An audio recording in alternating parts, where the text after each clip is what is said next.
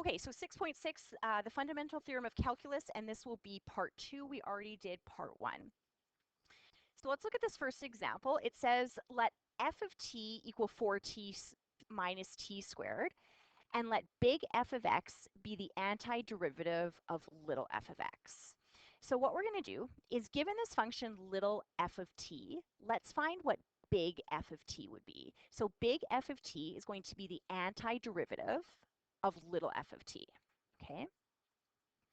So big F of t will be equal to the antiderivative of little f of t. So take each of these terms and we're going to integrate them. So the antiderivative of 4t is going to be 4t squared over 2, which will be 2t squared, minus the antiderivative of t squared would be t3 divided by 3, and then plus the constant of integration. So now what we're going to do is we're going to figure out, well, what would big F of x is. So into this function, big F of t, I'm just going to replace t with x. So if we substitute x in for t, we would get 2x squared minus x cubed over 3 plus the constant of integration. Now what it's saying is, so this is the antiderivative, big F of x. Now it's saying take the derivative, f prime of x, take the derivative of the antiderivative. So we're sort of undoing what we just did. So the derivative of this antiderivative, we're going to differentiate each term using the power rule. We would get 4x minus, the derivative of this would be 3 over 3x squared, so it would be x squared, plus derivative of a constant is going to be 0, okay? So we took the antiderivative, and then we took the derivative of the antiderivative. Now what you want to notice about this function, 4x minus x squared, it is equal to what this original function was. So the original function is this guy right here. So 4t minus t squared, we got 4x minus x squared. So what we just did is we essentially got little f of x. So we got back to little f of x. Okay, let's look at this example here. Little f of t is equal to the cos of t. So let's take the antiderivative of little f of t, and we're going to get big F of t. The antiderivative of cos of t is what?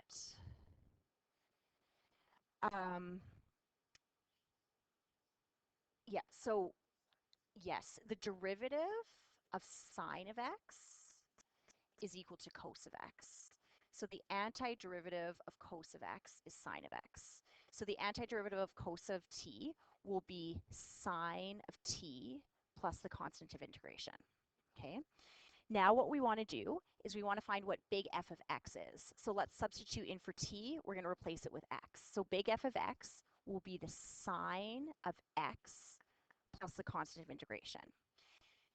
Now we're going to take and find the derivative of the antiderivative.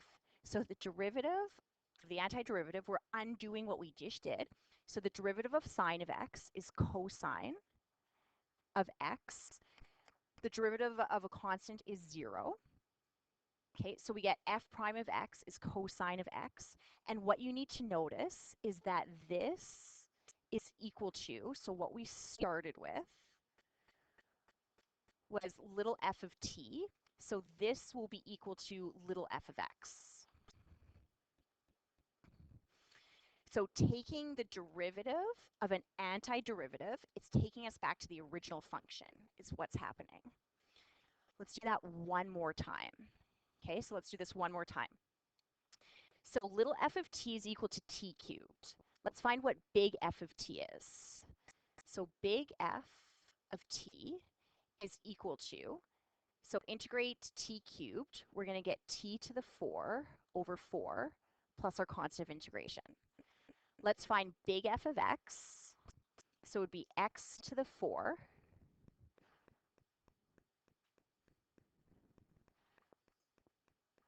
over 4 plus the constant of integration. Now let's take the derivative of our antiderivative. So taking the derivative of this would be 4x to the 3 over 4. So it would be x to the 3. This is equal to our original function, but written in terms of f of x. Okay.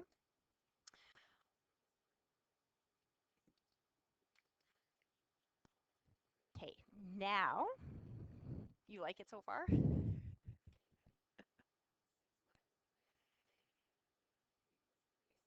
Yes. Okay.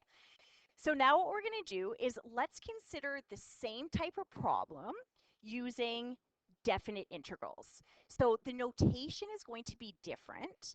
And one thing that's also going to be different is with our definite integrals, we had our lower limit of integration and an upper limit of integration, and we had numbers. And we used the first part of the fundamental theorem of calculus when we had numbers. We're going to have variables now as our upper and lower limits.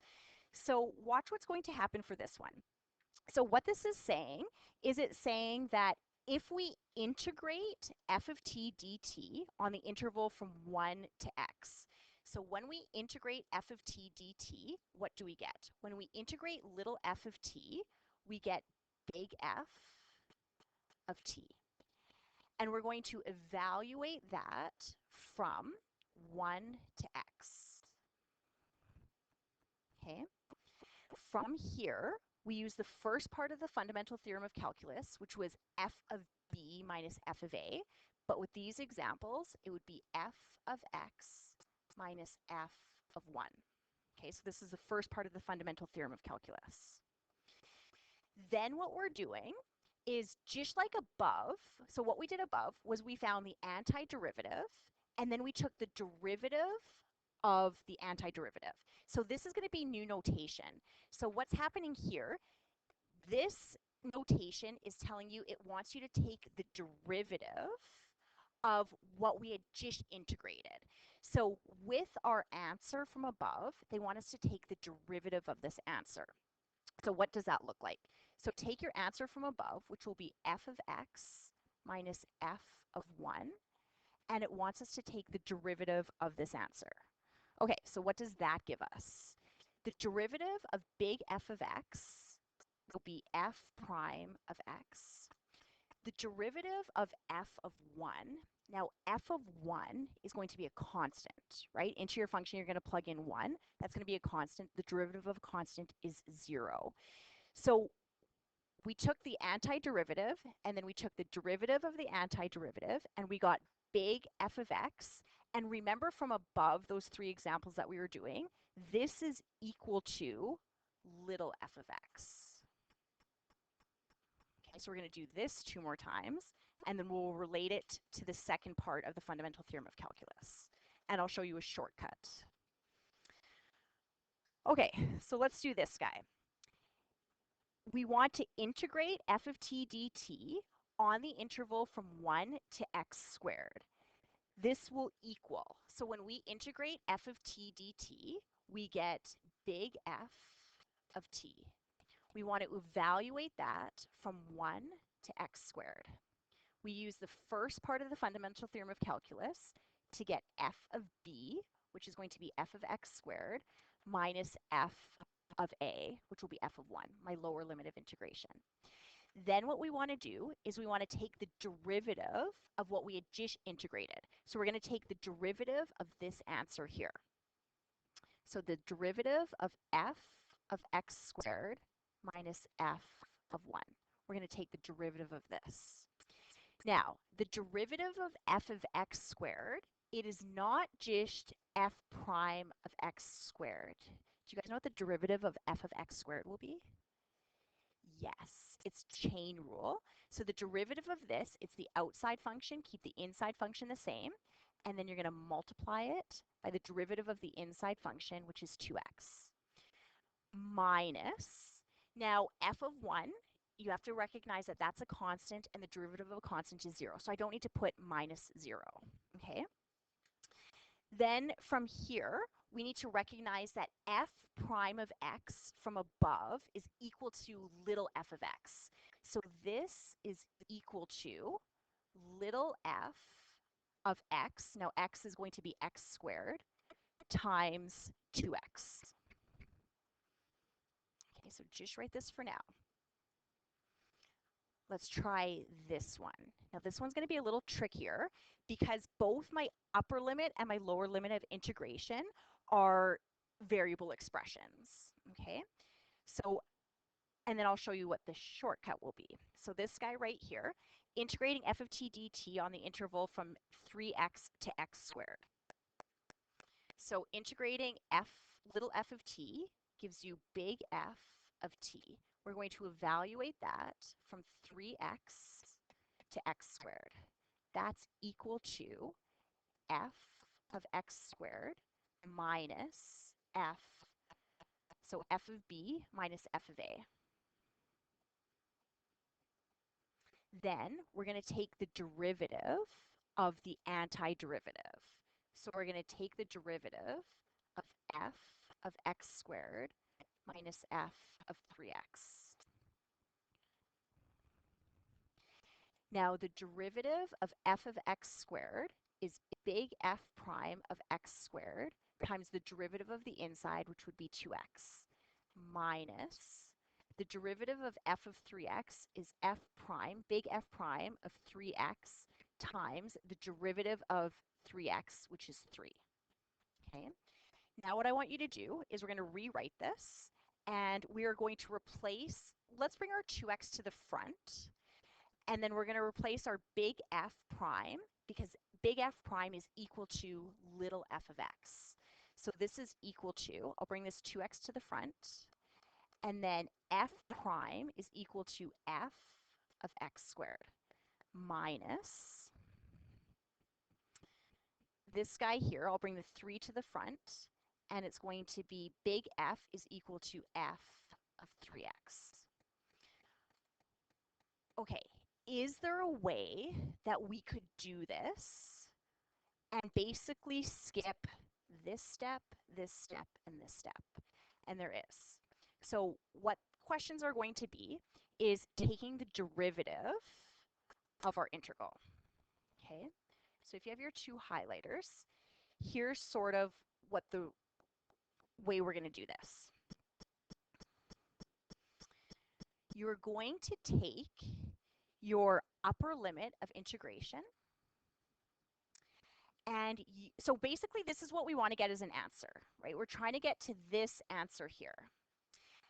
What's a shortcut that we could use? And it's going to be the second part of the fundamental theorem of calculus. So you take this upper limit of integration, and we're going to substitute that in for t. So if I take that x squared and I substitute that in for t, I'm going to get this part of the equation. It's going to match with this. Then I'm going to multiply that by the derivative of this guy, because the derivative of x squared is this right here.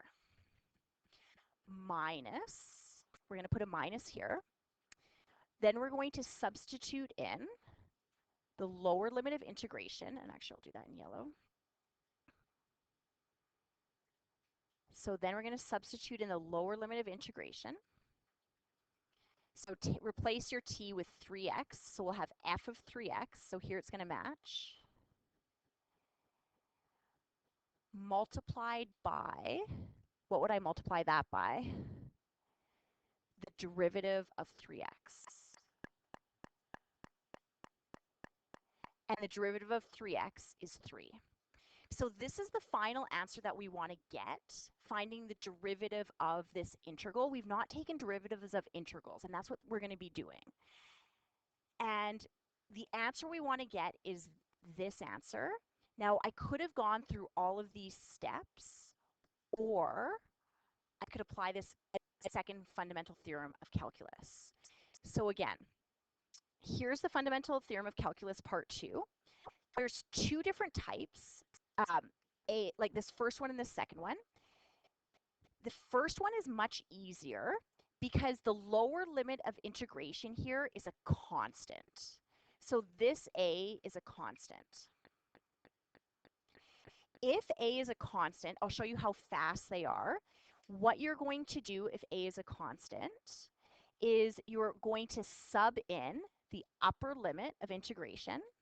So g of x is going to get substituted into here. So we'll have f of g of x, and then we're going to times it by the derivative of g of x.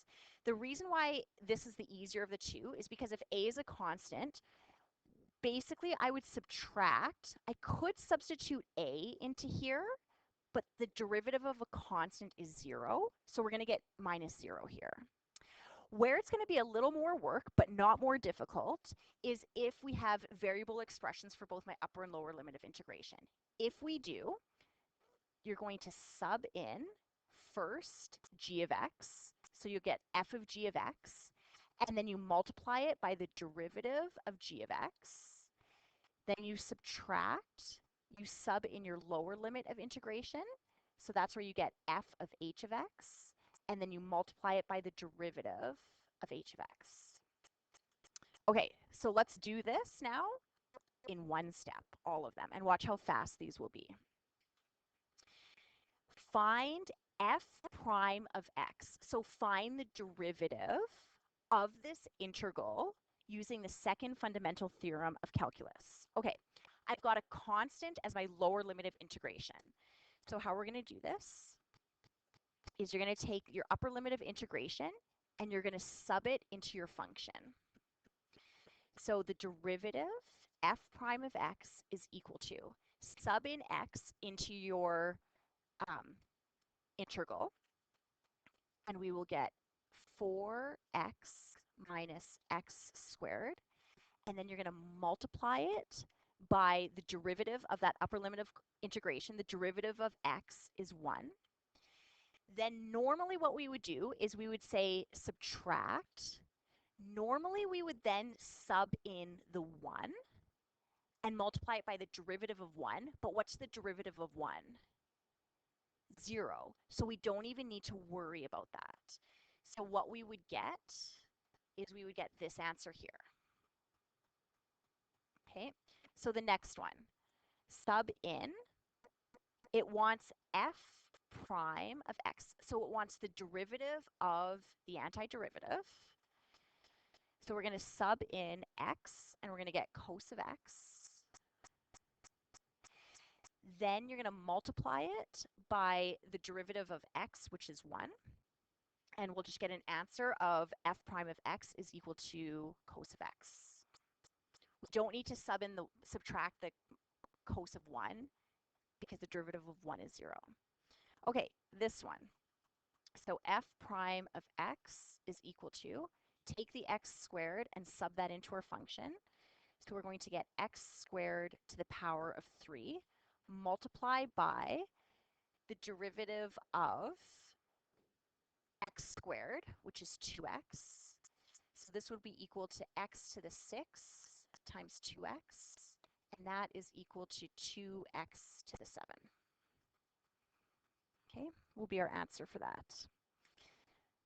This one here, we're going to substitute in, using the second part of the fundamental theorem of calculus, x squared. So we'll get the derivative is equal to 6 square root of x squared multiplied by the derivative of x squared is 2x. That's equal to 12x times x squared. Now, x squared, the square root of x squared, it's not actually x for Math 20-1. The square root of x squared, we're going to have 12x. It's actually the absolute value of x. But then we've got x times the absolute value of x. It's just going to give us x squared at the end of the day. So 12x squared is our answer. Okay, let's look at these three. So find the derivative of each of the following. So take that upper limit of integration, put it into your function. So big F prime of x is equal to 2 minus, now 2x squared becomes 4x squared. multiplied by the derivative of 2x, which is 2. So I'm just going to write it like this. Now again, I could do minus input the 1, but the derivative of 1 is 0, so I don't need to write that. So this would be our answer for that first one. Okay, this one we got to be careful with. So let's think about g prime of x, so the derivative of g of x. If I substitute in my upper limit, I'm going to have e cos of negative 3. Then I'm going to times it by the derivative of negative 3. What's the derivative of negative 3? 0. So I'm going to have 0 minus, then I'm going to sub in the lower limit of integration here. So it's going to be minus e cosine of x squared. And then you multiply it by the derivative of x squared, which is 2x. So the answer for this one, the derivative of g of x, which is g prime of x, is equal to negative 2x e cosine of x squared. Okay, this one here,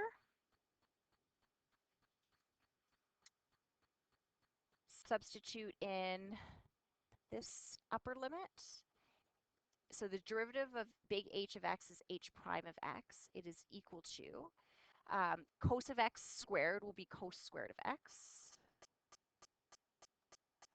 And then you need to multiply that by the derivative of cos of x. What's the derivative of cos of x? Negative sine of x. So for this one, h prime of x is equal to negative, I'll bring the sign first, it doesn't matter, and then cos squared of x.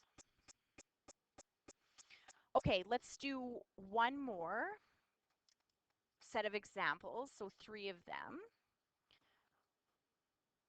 where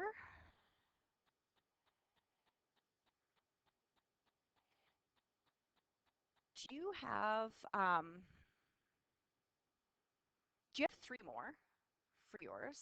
Okay, let me just quickly get those 3. Actually, I'll just write them down. These next 3 will be a bit more complex because, okay, so number 1, try f of x is equal to, we're integrating from x to x squared t plus 3. So f prime of x is equal to, so upper limit of integration goes in, and we are going to get x squared plus 3 multiplied by the derivative of x squared will be 2x minus, sub in your lower limit of integration, and we're going to get x plus 3, and then multiply that by the derivative of x, which is 1. I could expand this out and collect like terms, but we'll just keep that as it is. Number 2 was g of x is equal to, so we're integrating et with respect to t from x squared to 3x. So g prime of x is equal to e to the 3x times the derivative of 3x, which is 3, minus, sub in your lower limit of integration, and you're going to get e to the x squared times the derivative of x squared, which will be 2x. And again, I could factor out an, oh no, I can't even factor from here. That's the derivative. Okay, the last one, try. H of x is equal to, so the definite integral from sine of x to cos of x, integrating t dt. the upper limit will be cos of x. The derivative of cos of x is negative sine of x. So I'm just going to put the negative in front and then put sine of x minus lower limit of integration will be sine of x. And the derivative of sine of x is cos of x. Now these two can actually be combined because this is cos of x sine of x, this guy's cos of x sine of x. So these two would be considered like terms. And actually I shouldn't be putting in equals here. This is h prime of t. This is the derivative of h of t. I can combine this. Y is in a what, sorry? Sorry, yes, it should be h prime of x. It's the derivative of h of x. What are you getting when you combine those two like terms?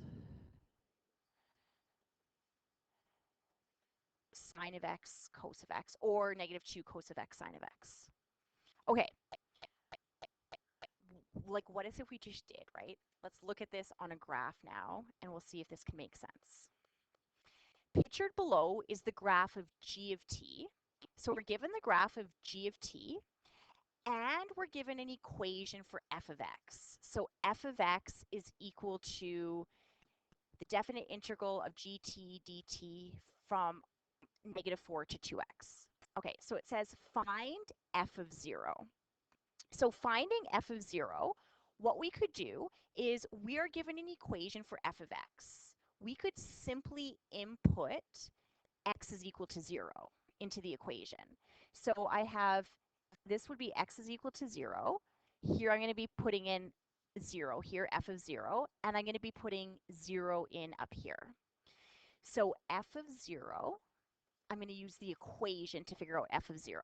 So f of 0 is going to equal to the definite integral of negative 4 to 0, like 2 times 0 is 0, gt with respect to t. Now, what does this mean? What have we been doing with integrals? What does this represent? This represents the area under the curve, right? The area under the curve, or the area between the curve and the x-axis from negative 4 to 0.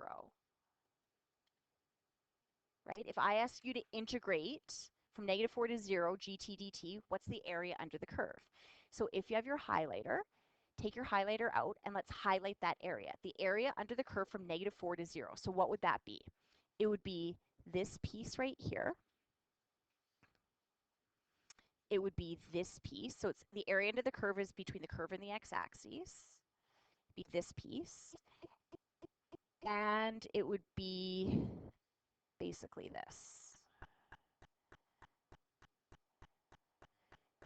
But you need to understand that the purpose of integrating is to get the area under the curve, and it's on this interval here. Now we could use geometry to get the area of these shapes. So if you look at this first shape, right, we've got a triangle down here, base of 1, height of 1. So base times height divided by 2. So 1 times 1 divided by 2, the area of this triangle would be 1/2. Now it's a negative area, so let's just put negative 1/2. We're going to be doing net area again for this.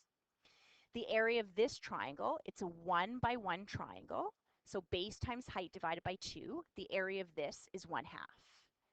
So the net area, these two regions would cancel. Then I have a rectangle right here. So we're going to use geometry to calculate the area. The area of this rectangle, it's a 2 by 1 rectangle. So the area of this is 2. And you might say, well, how would I calculate the area of this? This piece, it is a quarter of a circle. So it's a quarter of a circle. The area of a circle is pi r squared. So it would be pi. Do you know what the radius of the circle would be? It'd be 2. The radius of that circle would be 2. So the circle would be 4 pi, and then a quarter of 4 pi would be pi. That area would be pi. So the area under the curve from -4 to 0, these two would cancel, and we would get 2 plus pi. That would be the area under the curve, the net area under the curve. Okay, so try this one. Find f of 2. So what it wants you to do is you were given an equation for f of x. Replace 2 into this equation.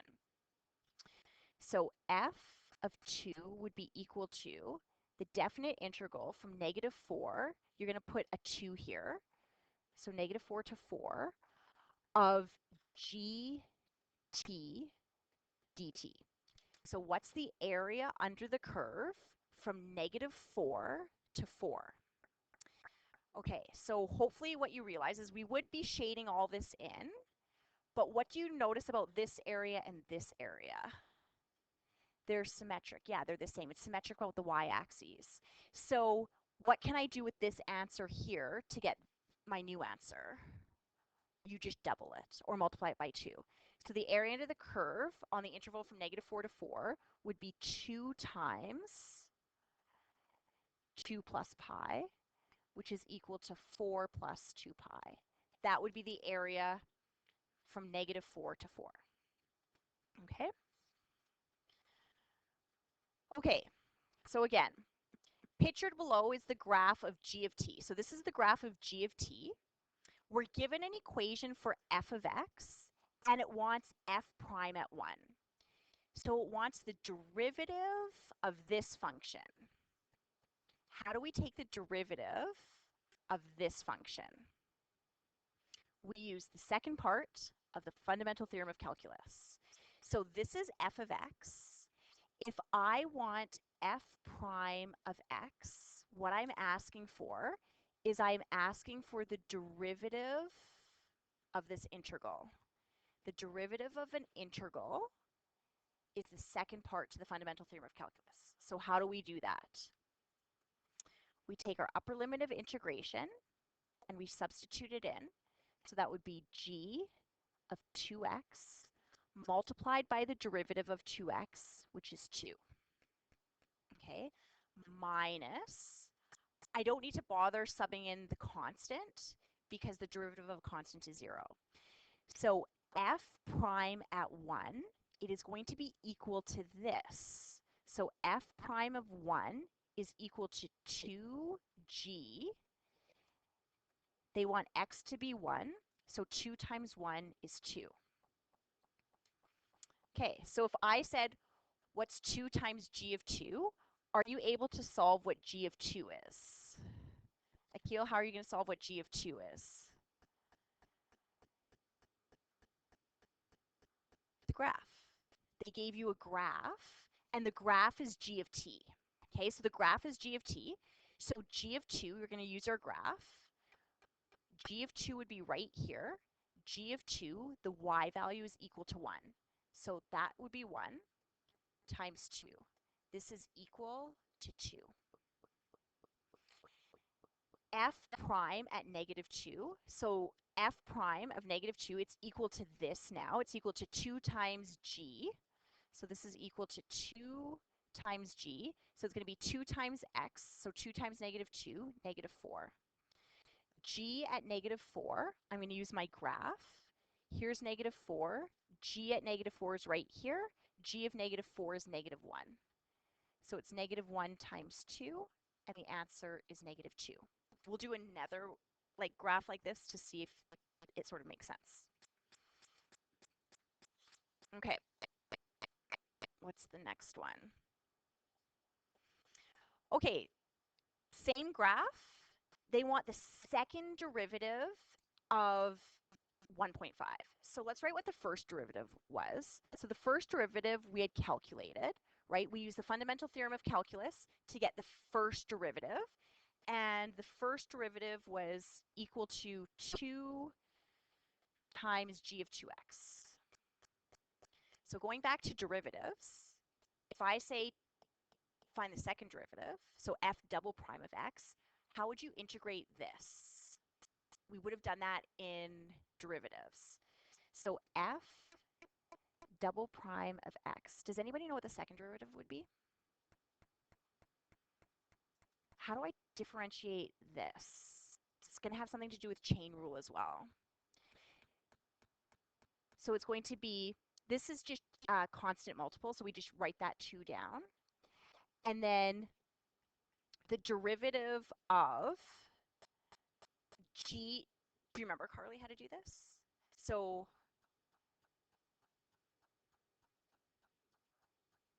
yep, so it'd be g prime of 2x multiplied by the derivative of the inside, which is 2x. Yes. Multiplied by the derivative of the inside, sorry, which is 2. So f double prime of x is equal to 2 times 2 is 4 g prime of 2x.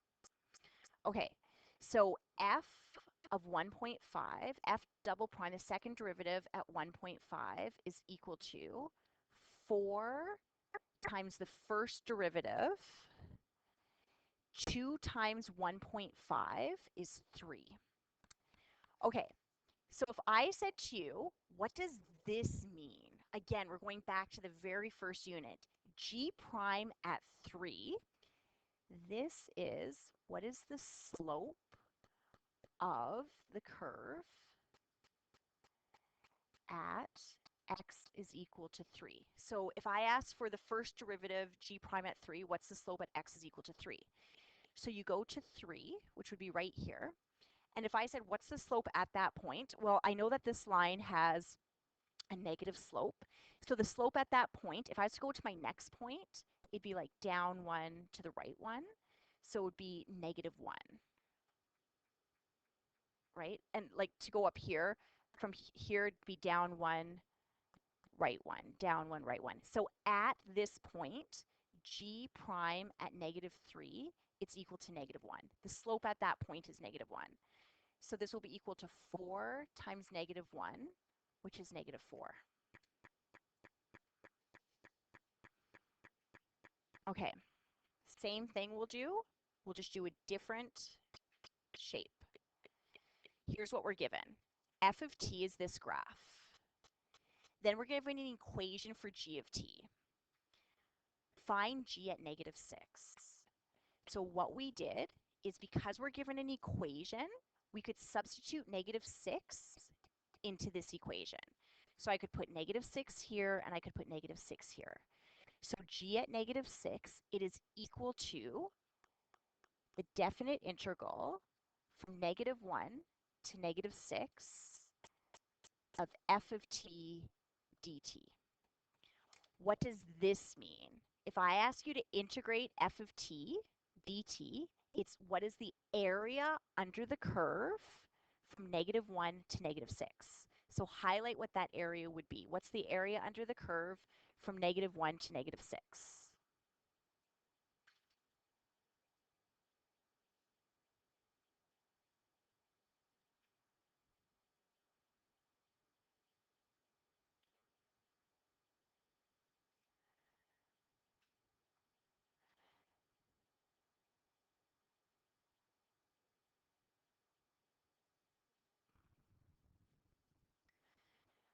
Okay, so using geometry, figure out the area of your shapes.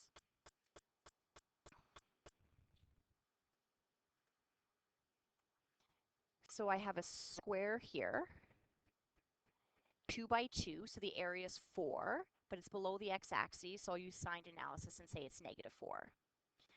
I have a triangle here, base of 2, height of 4, so base times height would be 8. 8 divided by 2 is positive 4. So these two are going to cancel out. I'm going to be left with a total net area of this shape here, which is a triangle. Base of 1, height of 2. So 1 times 2 is 2 divided by 2. This is going to give me an area of negative 1. Now, we have to be careful because this is going to be something that you haven't seen yet. This is the first time you'll see this. Normally, we integrate from this number to this number, right? So normally the -6 is on the bottom and the -1 is up top.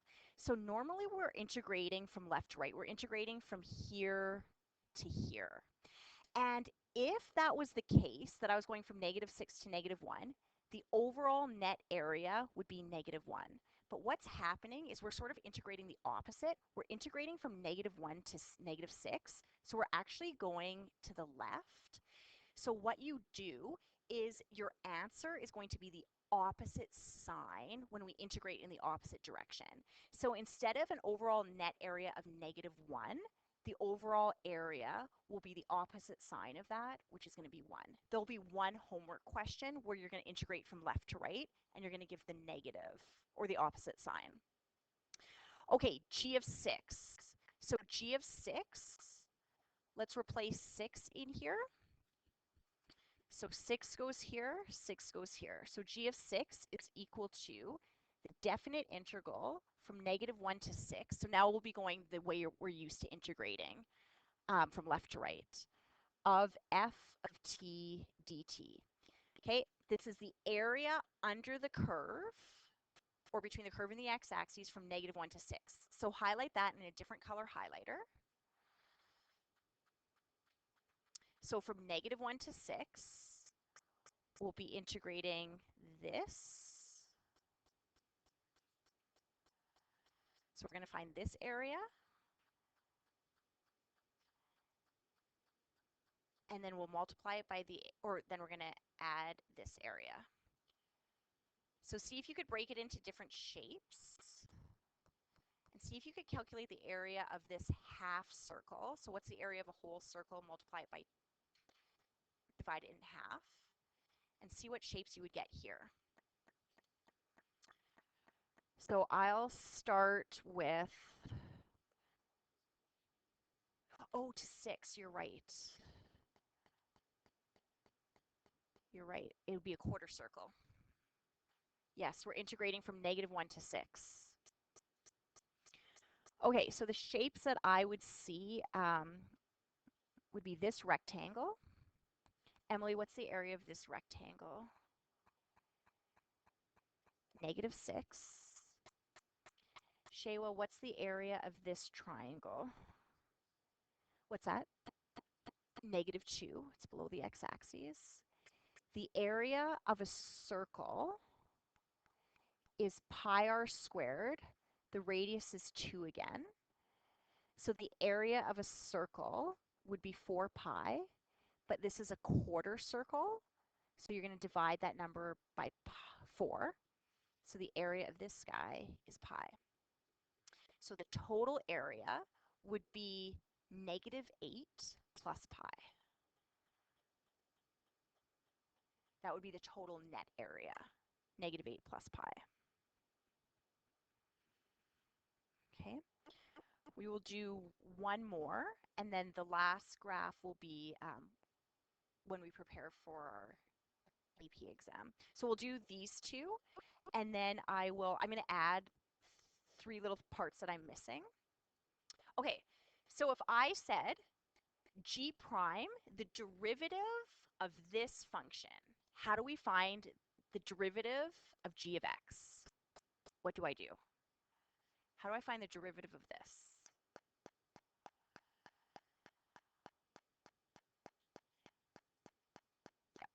It's going to be the second part of the fundamental theorem of calculus. So the derivative of this guy, so g prime of x is equal to, this is where we would apply the fundamental theorem of calculus part 2. So we're going to input the upper limit of integration, and we're going to get f of x.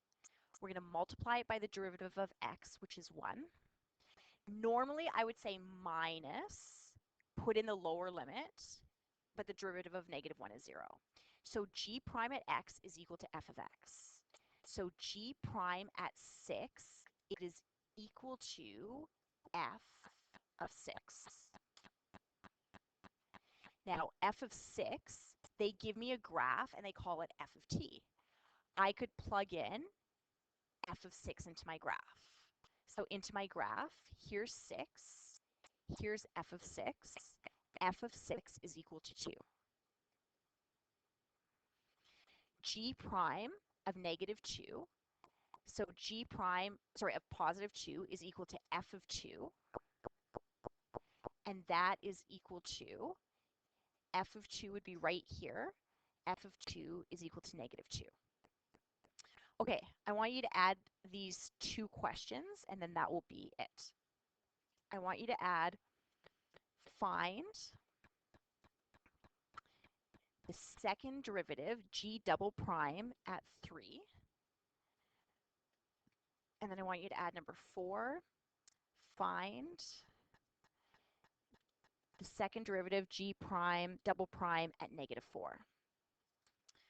Okay, so the second derivative of g, here's the first derivative of g.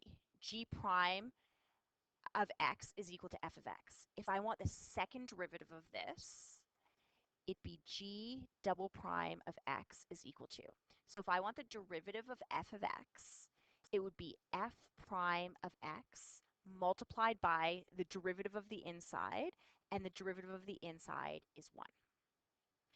So g double prime at x is equal to f prime of x. So g double prime of 3 is equal to f prime at 3. If I said, what is f prime at 3? You need to understand that that is the slope of f of t at 3. So the slope of f of t at x is equal to 3. So what's the slope at 3? So at 3, we would be down here. Do you know what the slope of f prime of 3 would be? What would it be? Yeah, it'd be 1. So that's equal to 1. Because again, slope, rise 1, run 1. So the slope would be 1. G prime, the second derivative at negative 4 is equal to, so plug negative 4 into the second derivative, which is f prime of negative 4. That is at your graph, because our graph is f of t.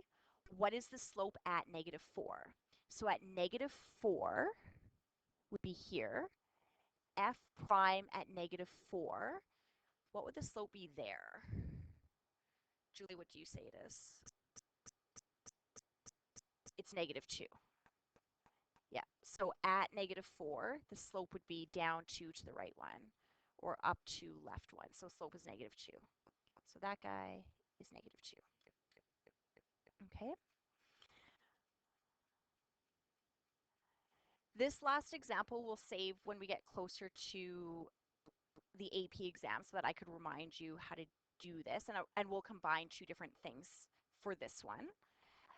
But here's your homework questions. So the homework questions, it's exactly the problems we've been doing. So it's going to be 46 to 55 in that homework packet.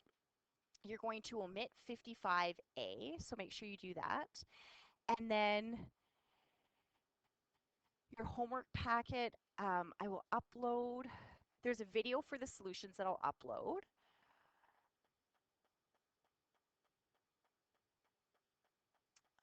What is this?